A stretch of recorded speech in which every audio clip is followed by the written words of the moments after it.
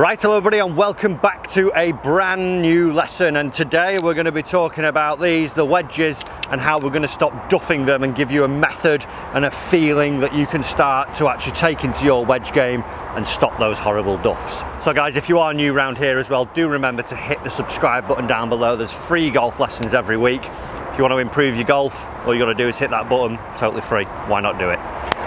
So I would imagine, and it's something that I see a lot of people being quite timid when it comes to wedges. They sort of skirt over the yeah, it's all right, I don't want to talk about it really. Yeah, pitching's okay. You know, I just want to work on my driver or my irons. But this is one area of the game, if we can get right and get good at, we can save loads and loads of shots. And it's not something that we need to be super technical or super athletic as well to really excel in. So this video today is more of a feeling and what you can do to create a little bit more confidence in yourself and get a method that is going to allow you to start hitting some decent pitch shots.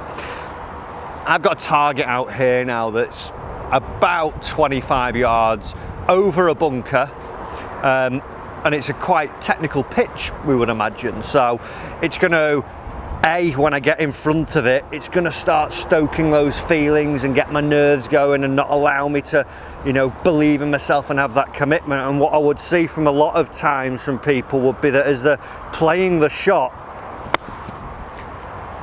wasn't too bad but gone long, there's not a lot of commitment and there's a lot of moving parts going on, almost that they haven't got one focus to focus on, one thing that they're trying to do. So everything just starts to work. We see the dipping of the knees, their arms going, the hands going really long, lots of bent levers, and we just don't want that. If we can try and get one thing that we can get into our mind and focus on, then as you stood over these shots, you're not thinking about that one and duffing it into the bunker. So obviously I would imagine a lot of people watch golf on the television, and we've seen, you know, some of the best players in the world and how they do it. And it's interesting, if you watch one of the players, Jason Day, he almost looks a little bit more unorthodox to the rest of the players, and I would describe his method and his style as very wooden almost, but he keeps a lot of things working and turning and allows him to stay connected and just minimize any real sort of trouble that's going to go on in any real mishit. And one of the big things that Jason Day does, when we watch him, like I say, we see a lot of people, i.e. Phil Mickelson, who are really big into wrists, cocking and uncocking and loading and unloading of the wrists, letting the club slide out. But if you've not got confidence, that's quite a hard thing to trust. As where someone like Jason Day, when you watch him, he looks very wooden. He looks very connected and wooden through the arms. It looks almost stiff, but it really works for him, and it's a feeling that I want you guys to try at home. Because if we watch him when he pitches, whether it's even a lob shot or a running shot or a standard pitch, he still adopts this method where, if we think of having a triangle from my two shoulders down to my hands, he's trying to keep that connection the whole time. And notice how, as I'm doing this, my body is turning quite a lot, rotates and rotates. We don't really see that I'm all over the show and my knees are going. So if we're able to focus on trying to stay a little bit more connected and feel a bit more wooden, we could actually have something that we can stick to and hit some really nice crisp pitch shots off there.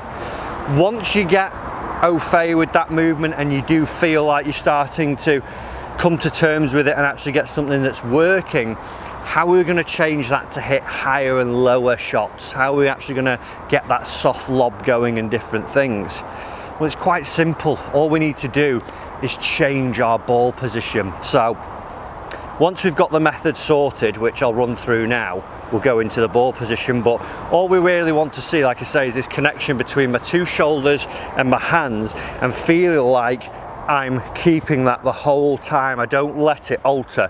Your trail arm will bend a little bit on the way back and you'll get a little bit of movement there. But notice how I'm working the whole time around this center point. I'm not off and on. All I do is feel like I'm loaded a little bit more in my lead side, so like 60% of my weight, and then just keep this connection. It all feels like, as I'm doing this, the butt of the club, if this was a big torch, is shining back into my torso, and as long as I keep it shining, I'm keeping the connection. If I start breaking my wrists and doing everything else, the torch can't shine into my torso. You will have a limited range of swing how far you can go, but this is more for the sort of 50-yard pitch shots, those ones that we're getting a little bit testy over when we'd have those half shots. So to run through it again, we just want to feel that we're turning and keeping the torch shining into our torso whilst we keep the structure of our triangle the same, and we're able then, like I say, a little bit of weight forwards to get really solid pitch shots, and you'll feel very in control of it. So ball position to hit it higher and lower. I've got my lob wedge out here. As you've probably seen, that last one went a little bit higher, but if I was really wanting to hit quite a high soft one, I really needed to get up over the bunker. All I'm going to do from here, again, keep my body on the middle of the cane. I'm just going to place the ball now so it's in line with my lead heel. Lean forward, so I've still got that weight, so I'm able to let the club go under. And as I'm through here, I just feel that I let the club slide underneath the golf ball. So centered, lean forwards, ball's in the heel, wooden, and it's come out a heck of a lot higher with a little bit more spin on it. And vice versa, if I wanted to get a bit more of a low shot, again adopting the same technique, I would feel that my body's on the middle of the cane, I would feel that I've leant forwards, and see how the ball goes to the back of my stance now. If I then keep the same feeling, already as I'm set up, I'm de-lofting the club, and if I keep turning and keep my connection, we'll see that it comes out a little bit lower. So here, set and turn, and again I've got the torso, the light shining at the torso, and you will have noticed from that camera then the difference in the flight compared to the first one. And then if I just hop back to my standard one, again, body on the middle of the cane, ball just there, lean forwards, and my main aim is to keep that light shining into my torso, and we'll see somewhere in the middle of there. Ooh, nearly dunked it.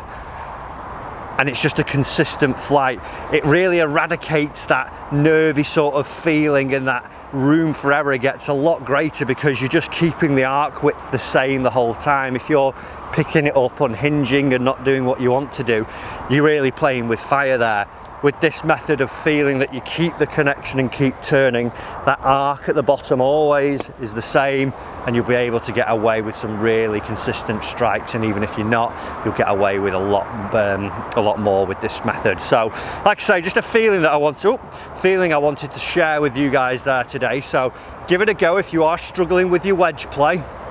Let me know how it's gone in the comments as well. Also, if you did enjoy this video and you think you're going to try it, hit that like button. As well, guys, like I said earlier, do remember to hit the subscribe button, totally free, and you're going to get free golf lessons for the foreseeable future, so why not do it? Thanks for watching. See you in the next lesson.